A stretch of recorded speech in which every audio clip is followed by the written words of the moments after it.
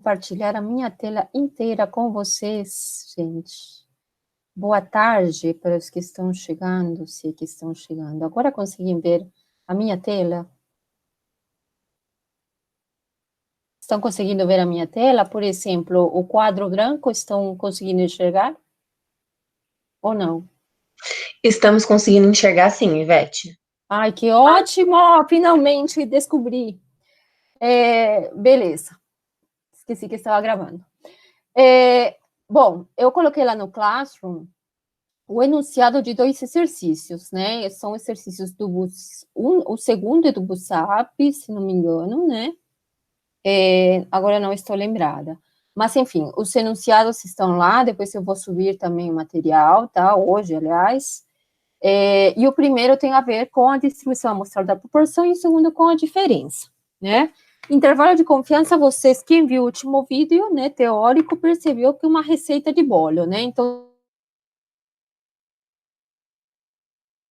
se você não viu ainda, tente fazer a analogia com o vídeo anterior sobre intervalo de confiança para a média, né? Porque praticamente eu mostro ali que há uma receita, né, prontinha para você estender aquilo que você aprendeu para intervalo de confiança para a média, para intervalos de confiança das proporções e da diferença de médias e de proporções, né? Então, nós temos uma receitinha que agora nós aplicaremos aqui, né? O primeiro exercício, então, diz assim: em uma pesquisa eleitoral entre 1.000 eleitores, perceba que é uma pesquisa, então isso aqui já é uma amostra, né? 240 declararam que pretendem votar no candidato A, né? Se eu paro aqui, eu já tenho as informações, né, de tamanho da amostra e do percentual observado na amostra de eleitores que apoiam aquele candidato, né? Esse P-chapéu aqui eu estou chamando no meu R de P-head, né, o P-head, enfim. Daí, o que eu preciso fazer é construir um intervalo a 95% de confiança, ou seja, o meu gama vai ser 95% ou 0,95%, para as intenções de voto para esse candidato, ou seja, eu não quero apenas esse P-chapéu como uma estimativa pontual, mas também um intervalo, né, que a 95% de confiança, ou seja, 5% de chance de eu errar com a minha estimativa intervalar, né, para fornecer, né, o estudo, para quem encomenda o estudo, tá? Então, aqui a minha colinha,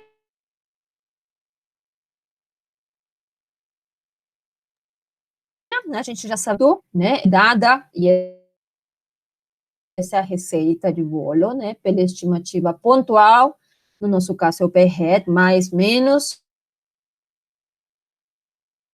a margem de erro, o valor crítico vezes o desvio padrão do estimador. Que estimador que nós usamos? Usamos o P-chapéu. A gente sabe que a variância desse carinha, ó, é o P por 1 menos P, né, sobre o N. Então, aqui, eu preciso definir esses dois termos antes de eu poder calcular o intervalo de confiança, né?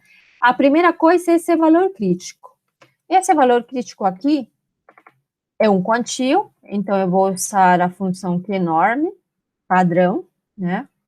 E alimento ali com 1 menos gama sobre 2. Se essa parte ainda não está clara, me avisa que eu vou lá no quadro e explico de novo o porquê, tá?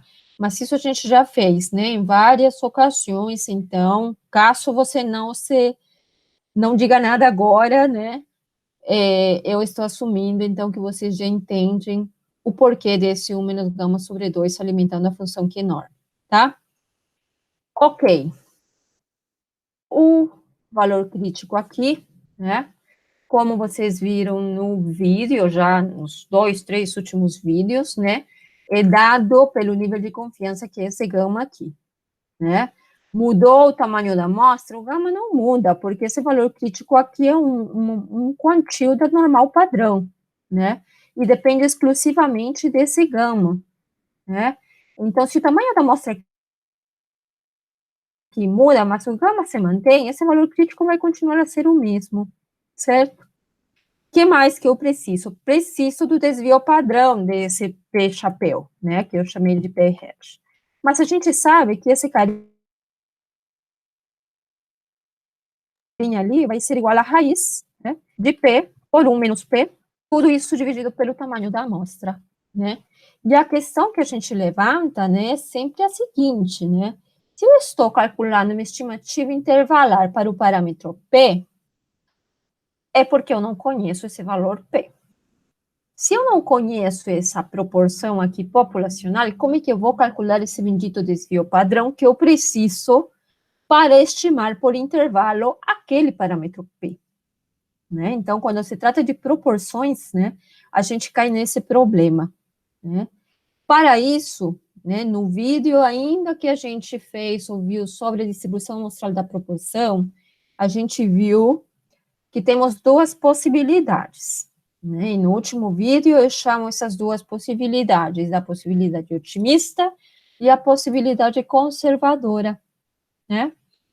O intervalo otimista vai considerar como uma boa proxy desse parâmetro P a própria estimativa pontual, certo? Uma outra que eu não menciono aqui consiste em você tratar primeiro sobre uma amostra piloto para levantar uma estimativa diferente a essa, não necessariamente vai ser igual, vai ser um outro valor, mas também que surge a partir de uma amostra piloto, que no geral é menor, né, é piloto por isso, né, para estimar esse valor aqui, tá? Então, esse intervalo otimista, né, aqui para este caso, vai ser construído em um primeiro momento usando como estimativa do parâmetro P o próprio P-chapéu. Então, eu vou substituir o P pelo P-chapéu e vou calcular esse desvio padrão, no caso de um 0,013, tá? Com isso, eu já tenho como calcular a margem de erro, né? Nós já vimos, a margem de erro vai ser igual ao valor crítico vezes esse desvio padrão do meu estimador. Calculo, e com isso eu tenho uma margem de erro de menos 0,2. Aqui um detalhe, né, que é menos de um valor central, né? Então, aqui, a minha sugestão para garantir que não haja confusão é trabalhar com o valor absoluto, né? Isso por quê? Porque na hora que a gente vai e calcula o intervalo de confiança, deixa eu ver aqui, não sei se você já percebeu isso, né? Eu deixei ali a distribuição amostral, mas quando você tem o intervalo de confiança para essa proporção dado um gama, você vai ter assim, não é? Vai ter aqui aberto ou fechado, tanto faz, né?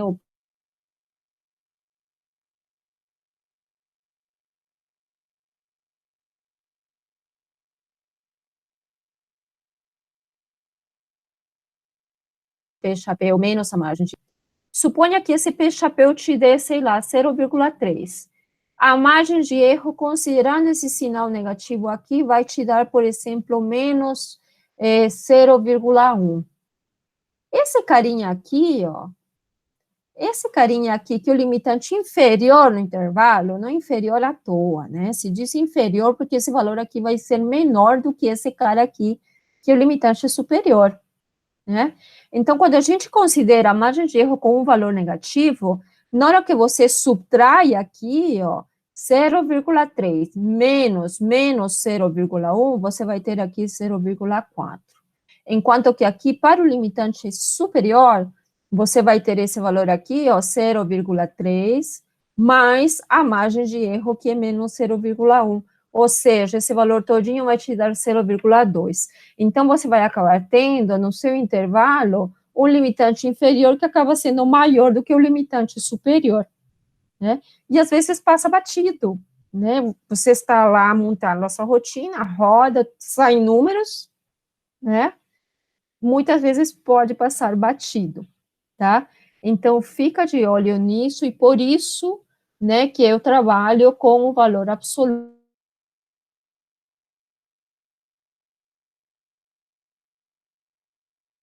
aqui, desse valor crítico que a gente calcula, né? De cara, só o valor positivo, claro, seria esse cara aqui, né? Seria esse carinha aqui, cadê as minhas canetas? Esse cara aqui, né? Mas esse cara aqui, ó, vai ser diferente, né? Vai ser o Q enorme de toda essa área verdinha aqui, né? Seria esse gama e seria esse 1 menos gama sobre 2, né? Então, não seria apenas essa cauda esquerda aqui que a gente está acostumado a usar para achar o valor crítico aqui negativo, né? Então, tenha cuidado. Para simplificar, como a gente aprendeu sempre a trabalhar com essa cauda esquerda, né? Eu te peço para você considerar ter cuidado com o sinal. Professora, não estou usando o R, estou usando a tabela. Então, fique esperto também, né, com relação a qual a probabilidade que você vai usar para olhar na sua tabela, que é a probabilidade que a tabela está te dando ou está usando, né, e atenção aqui para o sinal, para a gente não trocar aqui os limiares, tá, ou os limitantes inferior e superior, tá?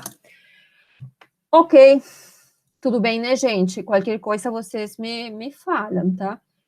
Eu estou usando aqui, então, a margem de erro, né? Como a gente vê agora com o valor absoluto dá um valor positivo, então aqui eu posso calcular o meu intervalo de confiança otimista. Vou colocar assim, ó, O de otimista, aqui somente para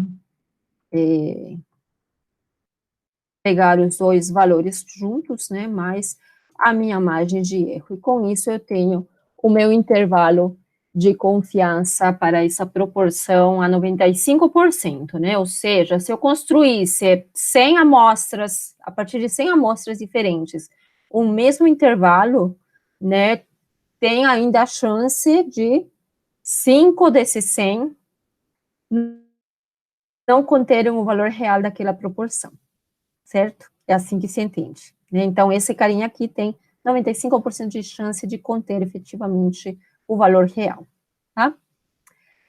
Se eu quiser o intervalo conservador, por que conservador? Porque a gente utiliza a propriedade matemática, né, que a gente já viu, e que nos diz que esse produto P por 1 menos P, que entra aqui, ó, no cálculo do desvio padrão amostral, não é maior que 1/4.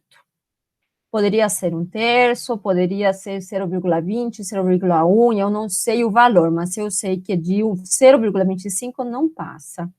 Por que que é conservador? Porque vai ser maior, é como se usasse uma rede maior para tentar pegar a proporção real, né? É conservadora porque vai ser menos precisa, né? Então, eu tenho que calcular aqui novamente um outro desvio padrão, vou pôr 2, por exemplo, como sendo igual, né, a P por 1 menos P, 1 sobre 4. Tudo isso dividido por N. Então, eu já vou por aqui 4 vezes N, né? Porque esse 4N vai no denominador. Com isso, ó, eu tenho um desvio padrão que é 0,01, né? 1,5, né? Um desvio padrão maior. O anterior era 0,013, ó, aqui. Agora é 0,016, né? Maior, é mais amplo, né? Então, a minha margem de erro agora, vou pôr 2 aqui, né? Vai ser igual ao valor crítico, não mudou em nada, né? Porque o gama se mantém, vezes o desvio padrão do meu estimador. Agora, o segundo, né? A margem de erro, ó, novamente esqueci de tirar o sinal, né? 0,03, né? Maior que a margem de erro anterior. Eu tenho uma chance maior de errar, de ter menos precisão, né? É isso, de ser menos precisa, mas justamente por isso eu tenho aqui um intervalo de confiança mais conservador. Conservador no sentido que eu vou ser uma rede maior, vou propor um intervalo maior, né? Mas que ainda me garante de alguma forma que possa estar tendo mais chances, né, de acertar o valor pontual, tá? Então, aqui eu tenho o estimador pontual menos essa margem de erro e o estimador pontual mais a margem de erro 2. E esse novo intervalo, ó, que era o intervalo conservador, vai de 0,27 a 0,20. Eu errei aqui de novo, né? Ó, por isso que é importante considerar o valor absoluto. 0,20 a 0,27, né? Percebe que o intervalo otimista, né, vai de 0,21 a 0,26. Já o conservador vai de 0,20 a 0,27. Tem que ser um pouquinho maior. Certo? Receita de bolo, então, gente. Né? Em termos de conceitos, não tem novidade nessa aula. Né? Dúvidas com relação ao intervalo de confiança para a proporção? Tá tudo bem? Vocês estão aí? Deixa eu ver. Tudo bem, gente? Ou... está travando tudo? Vocês estão conseguindo enxergar, gente? Em último caso, está gravado, né? Mas me digam aí se está tudo certo. A minha também. Ontem, por exemplo, eu não conseguia me conectar com a câmera que travava tudo. Então, tudo bem, tá dando para acompanhar. Eu vou resolver mais um exercício, tá? Aí qualquer coisa vocês revêem, né? Eu sempre posto no final desse vídeo também. Já perdi a vergonha mesmo. É a vida, né? Tem coisa pior. Ok. Vou então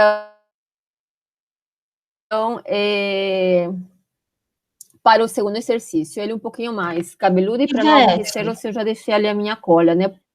Fala lá. Eu tenho uma pergunta que é sobre a matéria inteira, na verdade, sobre intervalo de confiança. É porque tem hora que o intervalo de confiança, ele tá com os colchetes fechados. E tem hora que ele tá com os colchetes abertos. Isso varia? Ou é sempre uma coisa e, tipo, é porque eu sempre vejo em fórmula ele aberto dos dois lados, só que às vezes eu vejo fechado, em resolução de exercício, por exemplo. É mais rigorosa com isso e deixava ele aberto, mas o que acontece? A fronteira do intervalo é um valor, não é? Certo? É um valor, ó. Suponha que essa linha é reta e que essa é a minha distribuição. O intervalo de confiança vai te dar algo assim, ó. Aqui você vai ter o limitante inferior, aqui você vai ter o limitante superior, né? E você tem a chance do valor real, seja da média, da proporção, da diferença, do que você estiver analisando, estar aqui ser igual a gama, né? Percebe que esse gama é uma área, né? É uma área debaixo da curva. Agora eu te pergunto, qual é a área que está debaixo dessa linha aqui, ó? A linha que passa pelo pontinho horizontal aqui, pelo pontinho que está no eixo, que é igual ao limitante inferior. Coloca 0,2, que deu no nosso caso, né? Qual que é a área, né? Abaixo desse pontinho, exatamente. Só considera um ponto ali no contínuo. Quanto que seria essa área? Não é pegadinha, não. É uma questão bem... Quanto, gente?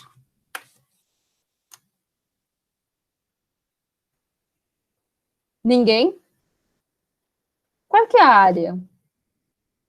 Se eu tenho aqui uma função, lembra de Economate 2 ou 1, ou cálculo 1, né? Você tem aqui uma curva, né? Você tem a área aqui, né? A área, eu acho, vai ser isso aqui. Agora eu estou te falando, você só tem um ponto aqui, ó.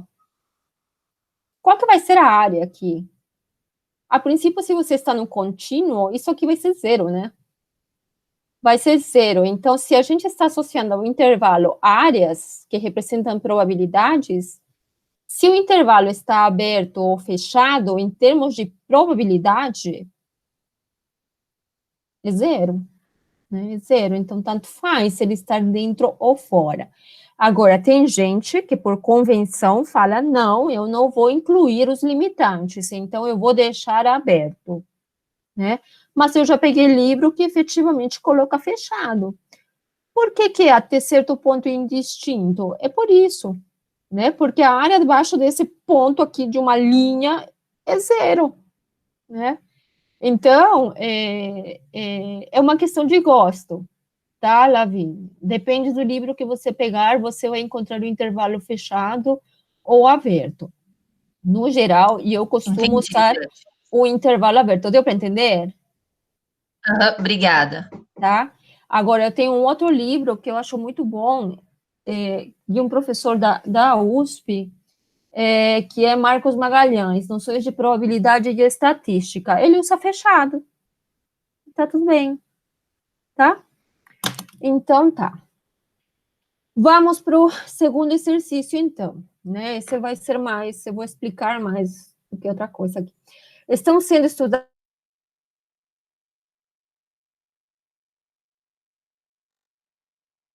os dois processos para conservar alimentos. Isso é bastante comum, tá? Dentro do exemplo, tem alunos de iniciação científica que estão estudando a participação feminina, por exemplo, em ocupações vinculadas à área STEM.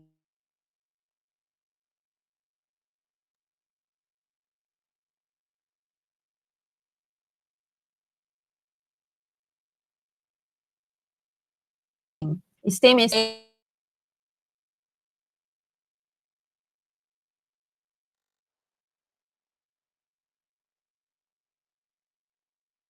ciências melhor remuneradas, né? Mas, né? Só que a gente tem que provar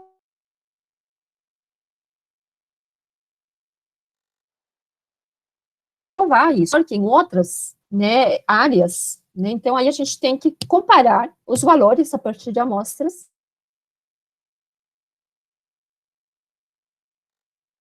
e ver é diferente do que a proporção de mulheres em outras áreas. Se for diferente, ela é maior ou menor, né? Então são dois estágios ali de análise, né? E é comum fazer esse tipo de análise, né?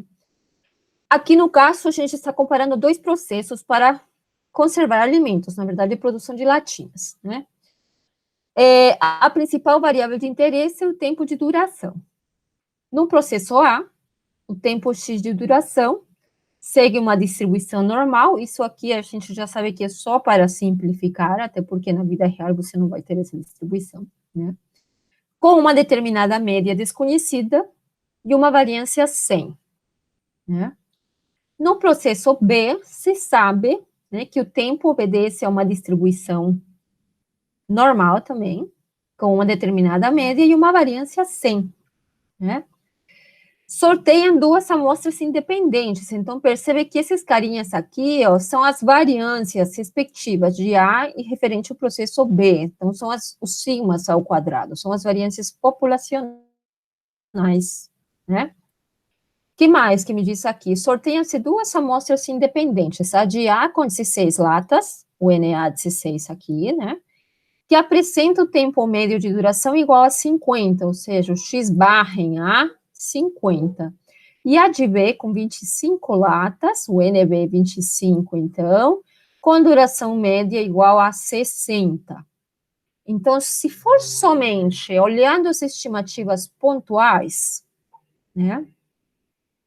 A gente é levado a pensar que a durabilidade das latinhas produzidas pelo processo A é inferior, portanto, de menos qualidade, que as latinhas do processo B, né?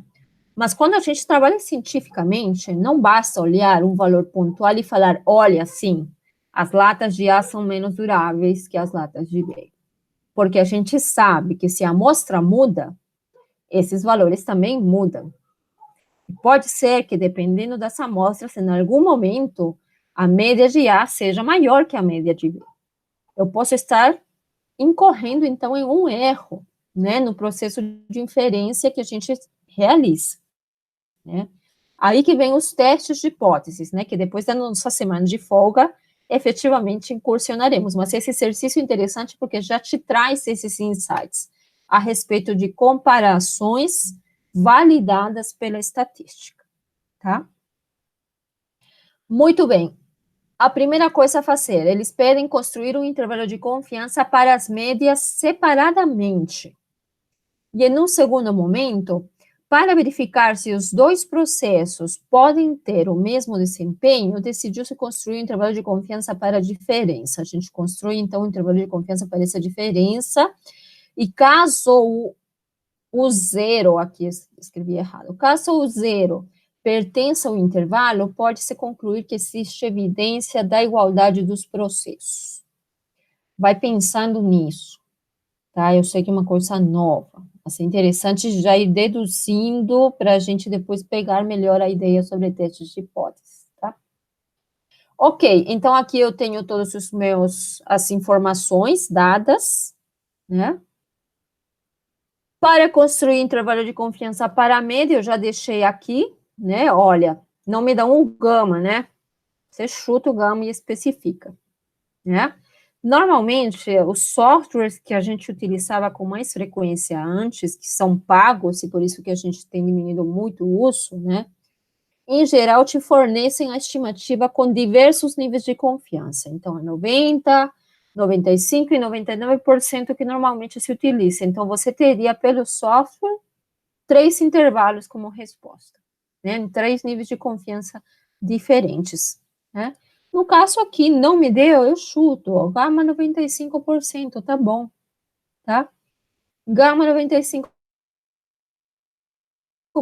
a gente define o valor crítico, você já sabe, ó, pego o valor absoluto do Q-norm, 1 menos gama sobre 2, porque eu estou usando a cauda esquerda, então eu sei que vai me dar o valor crítico negativo, né?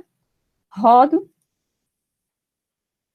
Calculo o desvio padrão da média amostral. Como é que a gente calcula? Vai ser a raiz da variância. Qual que é a variância da média? A variância populacional dividido pelo tamanho da amostra, né? Então, eu tenho aqui, ó, a variância de A, que é o sigma de A ao quadrado, dividido pelo N de A.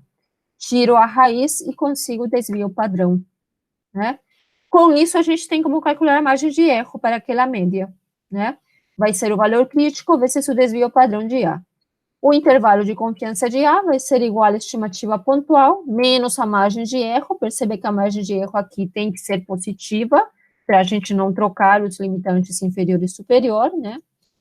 E o limitante inferior como a estimativa pontual mais a média amostral, certo? Então, eu tenho ali o primeiro intervalo de confiança, ó, para a média de A, que vai de 45,1 a 54,9, tá? Na atividade da semana, eu vou tentar arredondar as respostas para 2 casas decimais, tá? Mas tentem usar o máximo número de casas possíveis antes de chegar na conta final, tá bom? Para B, a mesma coisa, né, gente? Só que eu troco, né? Isso não é novidade, é a aula retraçada ainda, né? Tiro a raiz da variância de B dividido pelo tamanho da amostra para obter o desvio padrão da média amostral de B. O valor crítico não muda, porque o gama não muda, né? Portanto, eu tenho aqui como definir a minha margem de erro e, finalmente, o intervalo de confiança de B, né? Novamente, é a diferença, né? Aqui, o valor pontual mais menos a margem de erro, né? E o intervalo de confiança para B, ó, vai de 56,08 a 63,9. Compare esses 2 intervalos de confiança aqui à direita da minha tela, ó. Pelas nossas estimativas, a 95% de confiança, eu vejo que a média de A populacional, o MID-A, vai de 45,1 a 54,9, enquanto que a média de B, a duração das latinhas de B, iria de 56,01 a 63,9. Com isso, só olhando para isso, você acha que a gente pode afirmar que efetivamente essas médias são diferentes? O que você acha? É como se eu tivesse algo assim, né? Eu tenho aqui o intervalo de A, e por aqui eu tenho o intervalo que me dá uma estimativa do B, né? Se não me engano, os valores, né, são 45, 54 e 56, 63, né? 45 aqui, 54 aqui, 56 e 63, né? Perceba, então, que esses intervalos aqui, ó, não se cruzam, né? Então, se tudo estiver certo, se o meu estimador estiver não viesado, se o meu tamanho da amostra é bom para ambos os casos, né? Tudo indica aqui, né, que essas médias de fato são diferentes. Eu vou ter por aqui a média de A e por aqui a média de B, em algum lugar por aqui, pode ser até por aqui, mas percebe que não tem como essas médias se cruzarem ou coincidirem. Diferente de um caso em que, por exemplo, eu posso ter um intervalo de confiança assim para a média de A, e um outro intervalo de confiança, por exemplo, assim para a média de B, né? Percebe que nesse segundo caso, né, eu tenho a possibilidade de ter uma média de A com esse valor, mas uma média de B também com o mesmo valor, né? Então, a princípio, ó, essa interseção aqui dos intervalos, a 95% de confiança gama, né, podem me levar a acreditar que, efetivamente, eles podem não ser diferentes, né? Mas no nosso caso, não, ó. Eu tenho essa distância aqui, né, que separa ambos os intervalos. Então, só olhando para esses intervalos de confiança, a gente já poderia inferir que essas duas médias são diferentes. Eu sei que ainda tenho 5% de chance de estar errada, né, porque pode ser que esse intervalo aqui, né, não esteja contendo esses valores e que efetivamente a média de A esteja por aqui, né, pode ser. Tenho 5% de chance disso acontecer. Mas, a princípio, pela estatística, tudo nos leva a acreditar que, de fato, aquele 50, né, é diferente daquele outro 60, que eram os tempos de durabilidade observados, né, lá nas amostras, tá?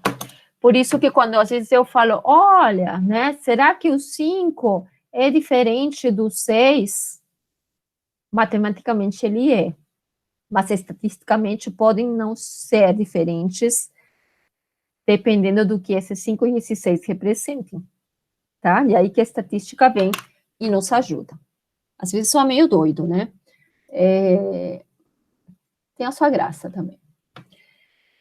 Ok, olha aqui, ó. Me pedem construir intervalos de confiança para a diferença, né? Com o que eu já te expliquei dessa comparação dos dois intervalos de confiança, a gente pode agora deduzir que se esse intervalo de confiança da diferença tiver nele o 0, há evidências de que essa diferença pode ser 0, portanto, as duas médias seriam iguais, né? Para ver isso, eu preciso construir esse intervalo, né? Primeira coisa, que estatística que eu vou usar? Eu vou usar a diferença amostral, né? Que a gente representa por essa variável D aqui, né? Que vai ser dada pela diferença das médias amostrais. Ó, a média de A menos a média de B. Alguém podia me perguntar, mas não pode ser o contrário? A média de B menos a média de A? Pode, porque eu quero avaliar a diferença, né? E se forem iguais, se a média de B com a média de A são iguais, tanto faz a diferença ser de A para B ou de B para A. Essa diferença vai ser 0 igual, né? Então, aqui foi a minha escolha, tá? Escrever assim, podia ter invertido, tá? Calculo, então, a minha evidência nas amostras, né? Essa diferença vai ser menos 10. Essa diferença é significativa? Será que ela, de fato, é diferente de 0? Né? Não sei, preciso fazer o teste, preciso olhar para esse intervalo de confiança em um primeiro momento, né?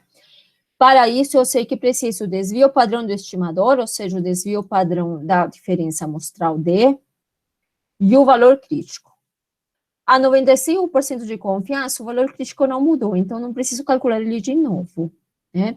Preciso, então, calcular apenas o desvio padrão desse estimador. A gente já viu em aulas passadas, né, que essa variável aleatória tende a ter uma distribuição normal com média igual à diferença de médias populacionais, ou seja, MID A menos MID B, e variância igual à soma das variâncias independentes, né?